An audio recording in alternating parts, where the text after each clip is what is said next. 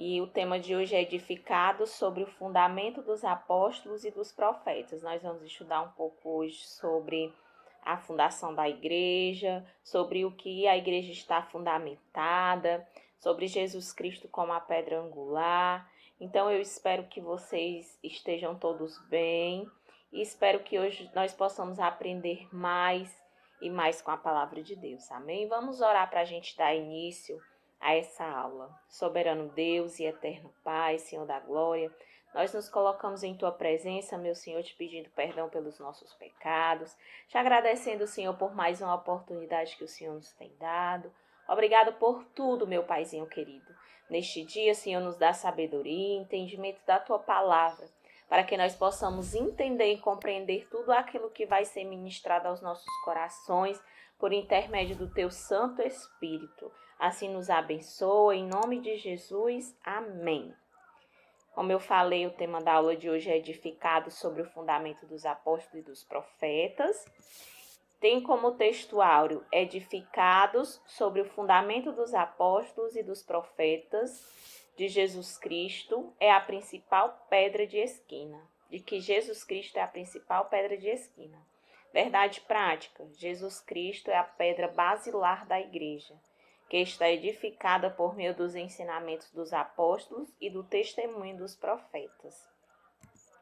Leitura bíblica em classe. Efésios, capítulo 2, a partir do versículo 20. Aí você pode abrir a sua Bíblia aí na sua casa e acompanhar juntamente conosco. Edificados sobre o fundamento dos apóstolos e dos profetas, de que Jesus Cristo é a pedra principal, pedra da esquina, no qual todo o edifício bem ajustado cresce para templo santo no Senhor, no qual também vós juntamente sois edificados para a morada de Deus no Espírito. Mateus 7:24. Todo aquele, pois, que escuta minhas palavras e as pratica. Efésios 2, 20 ao 22 e Mateus 7, do 24 ao 27.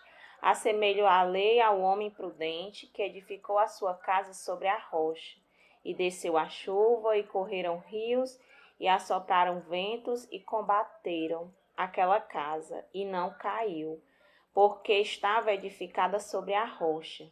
E aquele que ouve estas minhas palavras e não as cumpre, compará-lo-ei ao homem insensato que edificou a sua casa sobre a areia. E desceu a chuva, e correram os rios, e assopraram ventos, e combateram aquela casa, e caiu, e foi grande a sua ruína. Glória a Deus. A introdução nos diz assim: por meio da reconciliação efetivada na cruz, Cristo formou a igreja. O apóstolo Paulo a compara com um edifício em construção. Atos, capítulo 2, versículo 21. A pedra angular dessa edificação é Cristo, e o fundamento é a doutrina dos apóstolos e o testemunho dos profetas. Assim, há o propósito divino de que sejamos o templo santo do Senhor, a morada do Altíssimo. Ou seja, nós vemos ao longo da nossa caminhada cristã que a igreja ela não existia até Cristo ele vir ao mundo e morrer na cruz do Calvário e ressuscitar. E em Atos, no capítulo 2, quando acontece a descida do Espírito Santo, a igreja ali ela é formada por Cristo. Então, antes, o povo de Israel era o povo eleito de Deus, era o povo escolhido de Deus, e a salvação estava designada somente para aquele povo. Mas por meio de Jesus Cristo, que nos reconciliou por meio da cruz, Cristo formou a igreja, e Paulo ele nos compara a um edifício, aonde Cristo ele é a base, aonde Cristo ele é o alicerce, ele é a pedra angular que sustenta todo, que dá sustentação a todo o edifício, que nós vamos ver mais à frente um pouco mais sobre essa edificação. E nós somos um edifício espiritual. O santuário judeus, o templo em Jerusalém, era o símbolo do exclusivismo de Israel como povo de Deus. Ou seja, o santuário, que era o tabernáculo, ele foi construído e ele era um símbolo de exclusivismo do povo. Por quê? Porque os povos estrangeiros, eles não podiam ir até o tabernáculo para adorar a Deus, ou eles não podiam entrar no tabernáculo, né? Até porque naquela época e ainda hoje em várias cidades do Egito, em várias cidades da Grécia, em vários outros países, tem-se a tradição de adorar vários deuses. Então, naquela época, as várias nações que envolviam ali o povo de Deus, eles tinham esse costume de adorar vários deuses. Então, o santuário, o tabernáculo, era o lugar onde o povo de Deus se reunia para adorar exclusivamente a Deus. E este povo era exclusivo de Deus porque Deus, o próprio Deus, o haviam escolhido e haviam dado o título àquele povo de nação escolhida, a nação santa, a nação de Deus. Então, quando Jesus Cristo ele veio e reconciliou ambos os povos, ambas nações, Cristo aboliu as leis cerimoniais e desfez a inimizade entre eles e formou uma nova humanidade, a igreja. Então, naquela época, acontecia os rituais de expiação dos pecados, aonde o sacerdote, o sumo sacerdote, ele entrava na presença de Deus, entrava no Santo dos Santos e sacrificava ali um cordeiro sem mácula, um cordeiro perfeito, para ali aspergir o sangue sobre o altar e os pecados do povo seriam expiados diante de Deus. Então, Cristo vindo à terra, morrendo na cruz em nosso lugar, esses rituais não se fizeram mais necessários, porque o sangue de Jesus, ele foi suficiente, o seu sacrifício foi suficiente para de uma vez por todas nos reconciliar, e agora não só mais um povo, não só mais uma nação, mas todos os povos e todas as nações, todos aqueles que confessarem o nome de Cristo, todos aqueles que reconhecerem o sacrifício de Cristo e aceitarem esse sacrifício, se fazem participantes deste povo, que é o povo escolhido de Deus, que é a igreja. Amém? Os que pertencem a Cristo são comparados a um edifício, onde Deus habita em espírito. O ensino apostólico lembra Salomão, quando este reconheceu que o templo em Jerusalém não poderia conter a Deus, e reafirma a instrução de Estevão, em que o Altíssimo não habita em templos feitos por mãos de homens. Ou seja, muitas doutrinas têm se espalhado a respeito do templo físico, né? Que não há necessidade de nós congregarmos num templo físico, sobre 4 paredes. Mas, irmãos, é necessário sim que nós venhamos congregar, porque a própria palavra de Deus diz que nós devemos congregar, porque é congregando que nós teremos comunhão, é congregando que nós vamos aprender a amar o nosso próximo, é em comunhão, onde a presença de Deus se faz presente no meio da sua igreja. Então, é necessário, sim, que haja um templo físico.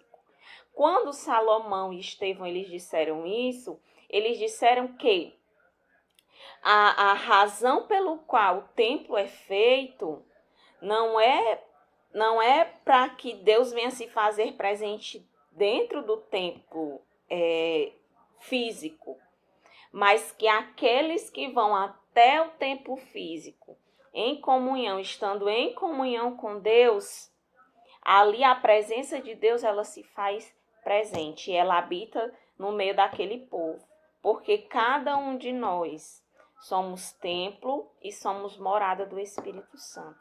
Por isso que é necessário que a nossa casa esteja limpa, por isso que é necessário que o nosso templo esteja limpo, por isso que é necessário que nós sejamos santos e por isso que é necessário que a cada dia nós venhamos buscar uma vida de santidade, para que o Espírito Santo de Deus ele possa habitar em nós, que hoje nós somos a morada e hoje nós somos o templo do Espírito Santo.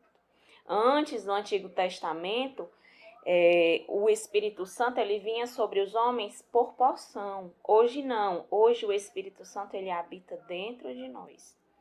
Em um determinado momento do Antigo Testamento, o Espírito Santo via sobre aqueles homens, dando fortalecendo. Hoje o Espírito Santo, depois de Atos capítulo 2, depois da descida do Espírito Santo, quando Cristo foi assunto ao céu, o Espírito Santo ele se faz presente dentro de nós. Todos aqueles que aceitarem a Cristo, que aceitarem o seu sacrifício e que confessarem perante os homens o seu sacrifício, tem como morada dentro dele a presença do Espírito Santo. E aí nós vamos ver o que é a pedra angular, porque às vezes nós ouvimos falar sobre a pedra angular, mas nós não entendemos muito o que é a pedra angular. Então, eu quero mostrar aqui para vocês essas figuras aqui. Nessa figura aqui, onde um edifício está sendo montado, a pedra angular é essa daqui. E aí, a pessoa que fez essa figura colocou o nome de Jesus. E aí, nós podemos ver que nessa figura, essa pedra aqui, ela é a sustentação de todas essas outras pedras, de toda a edificação. Porque se nós retirarmos essa pedra, todas essas outras pedras aqui irão cair. Do mesmo jeito, nessa outra figura aqui, essa é a pedra angular, ou seja, a pedra fundamental, a de sustentação. Se eu retirar essa pedra aqui, esse lado desmorona e esse lado desmorona. Da mesma forma que essa é a pedra angular. Se eu tirar essa pedra, essa base, essa estrutura desmorona, essa estrutura desmorona e essa estrutura desmorona. Então, isso quer dizer que Jesus é a pedra angular. É impossível que a igreja esteja edificada sem que Jesus Cristo seja a pedra angular. Porque se retirarmos a pedra angular, o edifício ele vai ruir, ele vai cair. E Jesus Cristo é a pedra de sustentação deste edifício. Então, a pedra angular na arquitetura antiga, a construção de um edifício requeria uma pedra angular, ou seja, uma pedra de sustentação. Ela é traduzida como a pedra mais importante ou pedra principal. Ela era posta no canto do prédio para sustentar o alicerce, firmar e unir toda a estrutura e manter as paredes em linha certa. E esse significado aqui ele é bem interessante porque ele realmente mostra a ação do Filho nas nossas vidas, porque realmente Jesus Cristo, nós o aceitamos em nossas vidas para que as nossas vidas venham ter sustentação, para que nós venhamos andar no caminho certo, para que nós venhamos estar estruturados em Cristo. Só que isso não é de forma individual. Assim como um edifício, lá nas antigas estruturas, na antiga arquitetura, era formado pela junção de várias pedrinhas, hoje, na arquitetura moderna, ela é formada por tijolos ou placas de cimento. É necessário que haja união. Então, para que a igreja esteja estruturada e para que a igreja esteja alicerçada, Jesus tem que ser a pedra angular.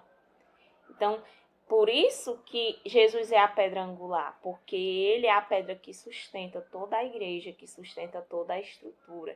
E a palavra de Deus nos diz que as portas do inferno não prevalecerão contra nós, porque o alicerce, por mais bombardeado que seja a igreja, por mais bombardeado que sejam as paredes, a base não cede, porque a base é Jesus Cristo.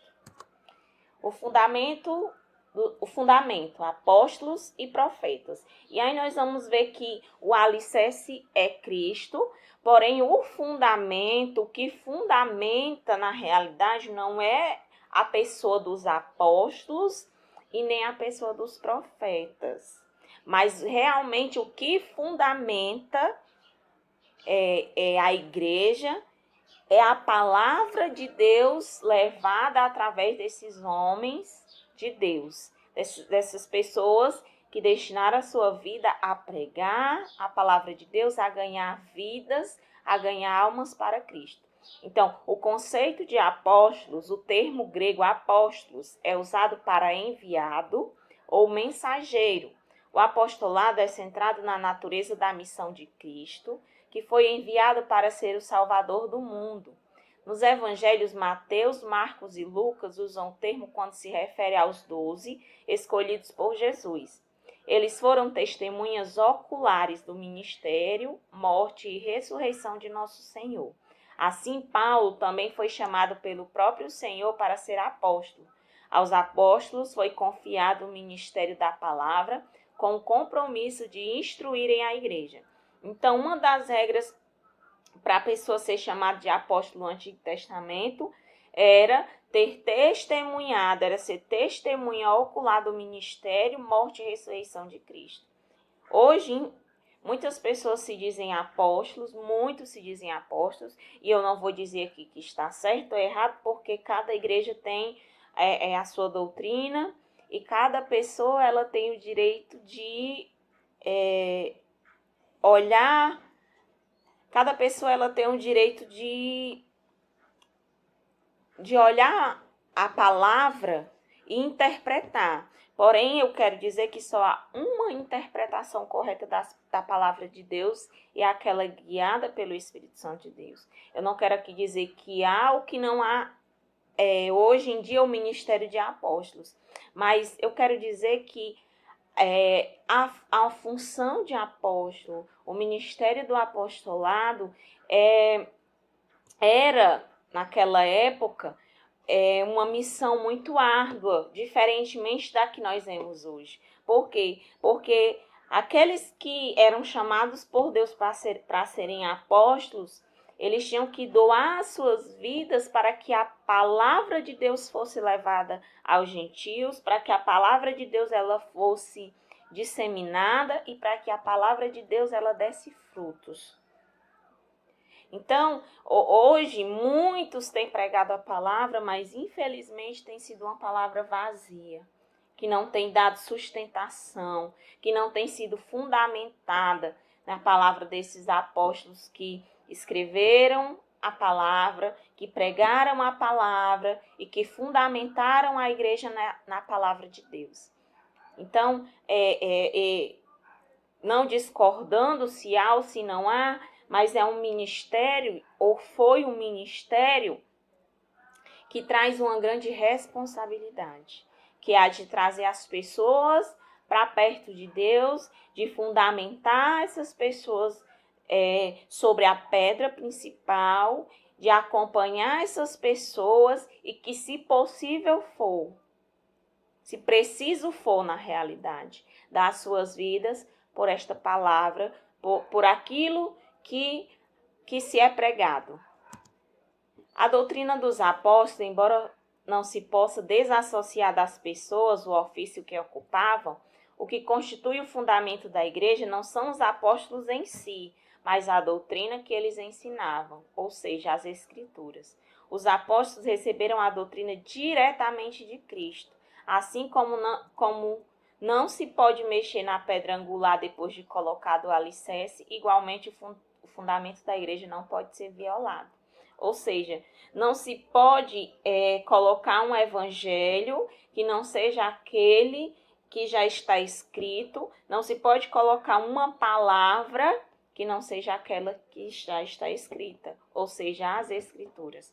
Não há outro fundamento para a igreja que não seja a palavra de Deus. Assim como se nós tirarmos a pedra angular, todo o edifício vai desmoronar, assim, o alicerce, o fundamento da igreja não pode ser violado, que é a palavra de Deus. Então, se uma igreja não está firmada sobre as escrituras, infelizmente, ela não é uma igreja genuína, porque só há um meio da igreja ser genuína, e esse meio é por meio das Escrituras Sagradas, é por meio da palavra de Cristo, da palavra de Deus. E aí nós vamos ver que os apóstolos, eles receberam essas instruções do próprio Deus, né? Do próprio Cristo encarnado, porque eles andaram com Cristo, eles receberam de Cristo a sua doutrina, e eles repassaram essa doutrina a outras pessoas, a outras nações, aos gentios, no caso de Paulo. O testemunho dos profetas. A palavra grega propétes significa proclamador e intérprete da revelação divina. A ordem da frase em Efésios 2:20, apóstolos e profetas, indica tratar-se dos profetas da igreja e não os do Antigo Testamento. Quando se fala em profeta, vem logo à memória as pessoas do Antigo Testamento, aqueles homens, né, como Moisés, como Elias, como Eliseu, homens usados por Deus, que profetizavam, como Elias, que profetizou a chuva e a chuva veio, que profetizou fogo do céu e o fogo desceu, como Moisés, que fez grandes maravilhas, né? Deus, por intermédio dele, fez grandes maravilhas no Egito, e aí nós imaginamos esses homens.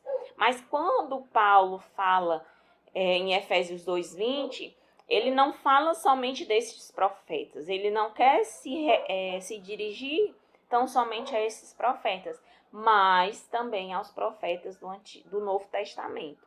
E aí, irmãos, eu quero dizer para vocês que profeta é todo aquele que proclama a palavra de Deus,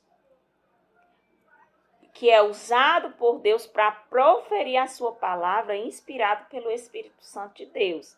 Não se trata de revelação, nem de profecias dos dons, mas de ser um ministério levantado por Deus para a igreja, para que homens, para que mulheres cheias do Espírito Santo de Deus possam levar a palavra à igreja, para que o Senhor possa revelar por intermédio da sua palavra os seus mistérios. Esses são os profetas do Novo Testamento. E aí nós não devemos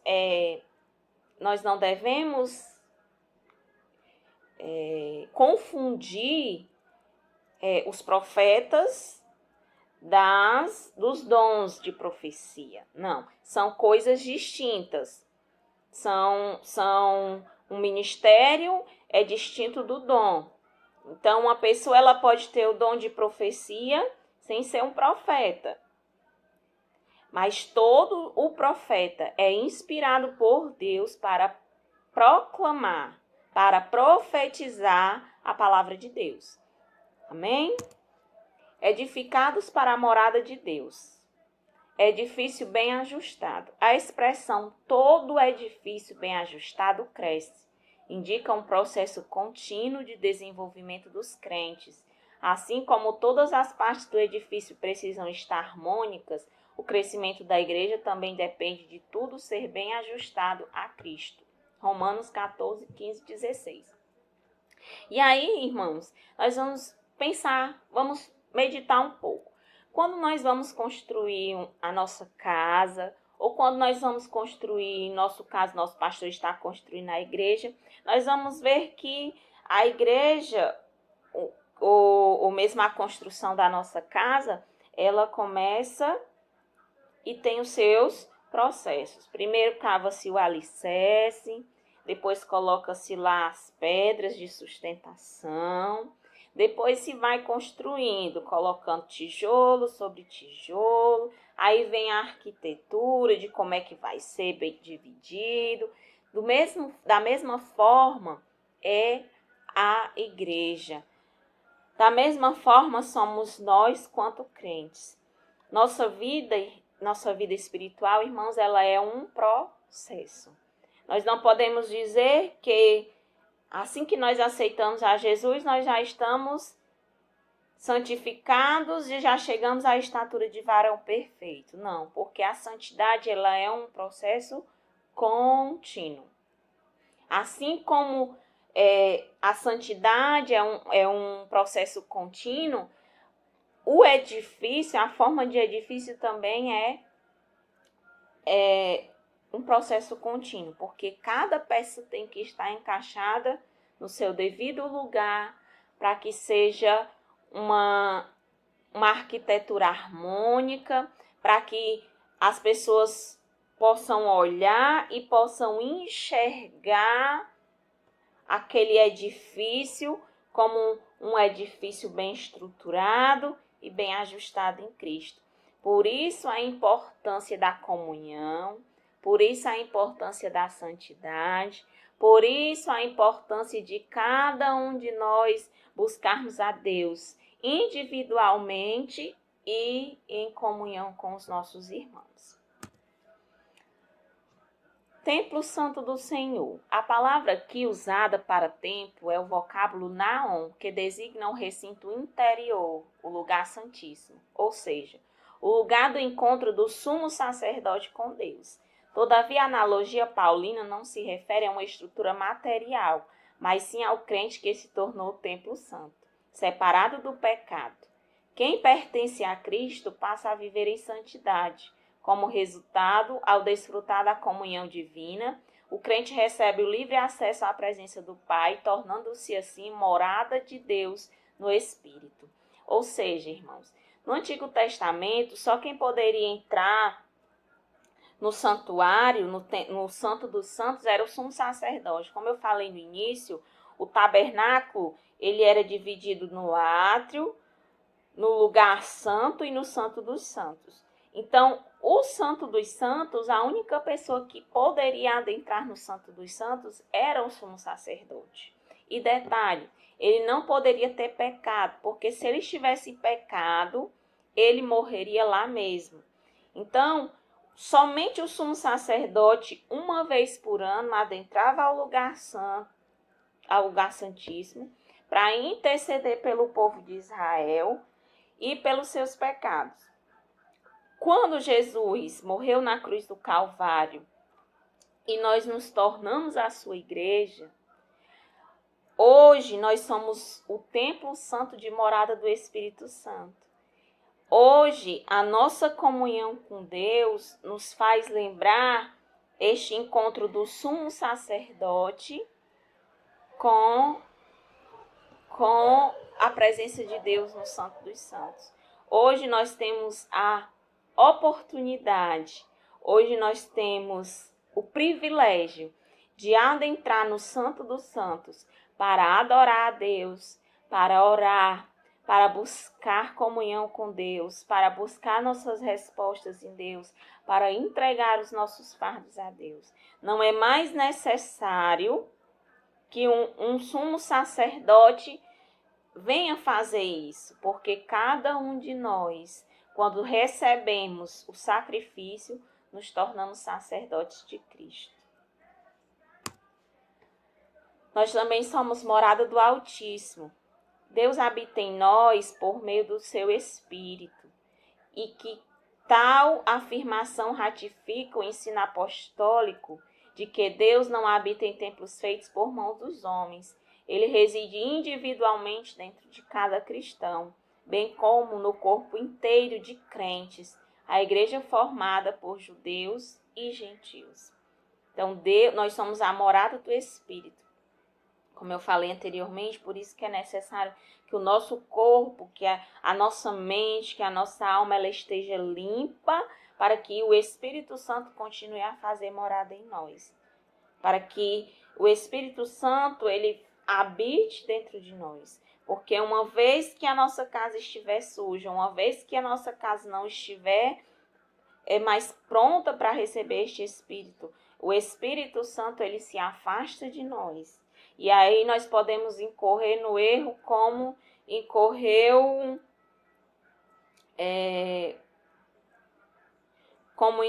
vários homens do Antigo Testamento, que achavam que ainda tinham a presença de Deus, porém a presença de Deus já havia saído fazia tempo. Então que nós não venhamos incorrer nestes mesmos erros de achar que o Espírito Santo habita em nós, convencendo a nós mesmos disso, mas que o Espírito Santo já está longe.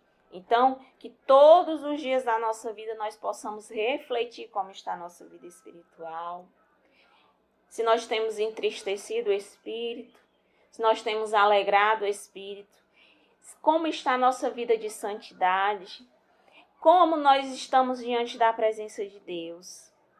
Será que o nosso louvor, será que a nossa adoração tem chegado aos ouvidos do Pai? Então, é necessário que todos os dias nós façamos uma análise da nossa vida espiritual, para que o Espírito Santo de Deus, ele encontre em nós essa morada diariamente, porque todos os dias é necessário que nós venhamos fazer esta análise para que nós possamos ver como está a nossa vida espiritual e para que nós possamos consertar aquilo que está fora do lugar, que está em desarmonia, para que assim o edifício ele venha estar harmonicamente perfeito. E aí eu quero concluir, a comparação da igreja com um edifício em construção indica que estamos em processo de aperfeiçoamento, até que todos cheguemos à unidade da fé. A pedra angular, que é o próprio Cristo, não pode ser substituída. A doutrina dos apóstolos e o testemunho dos profetas não podem ser revogados. Então, de maneira nenhuma nós ainda estamos perfeitos, mas assim como um edifício, nós estamos em construção diariamente, pelas mãos do grande construtor, que é Jesus Cristo. E ele é a pedra angular que nos sustenta de pé.